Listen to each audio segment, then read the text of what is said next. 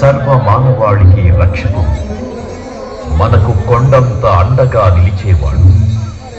మనసులో తలచిన వెంటనే గుండెల నిండా ధైర్యాన్ని నింపగలిగే మహాయోధుడు, అభయహస్తంతో ఎల్లవేళలా మనల్ని కాపాడే ఆ పవనపుత్రుడి ఇప్పుడు మనసారా స్తుతించుకుంటూ శ్రీ పంచముఖ ఆంజనేయ స్వామిగా అవతారమెత్తిన కథని దృశ్య రూపంలో తిలకిద్దాం రండి.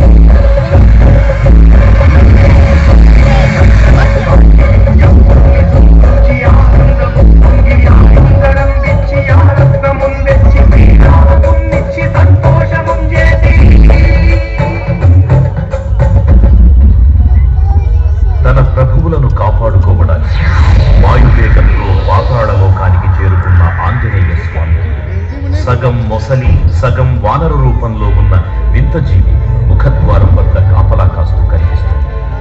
ఆ జీవి మకర ధ్వజుడు అనే తన పుత్రుడని, మహాసముద్రాన్ని దాటుతుందని నీటిలో పడ్డ స్వేదలు ఒక మొసలి గ్రహించడం వల్ల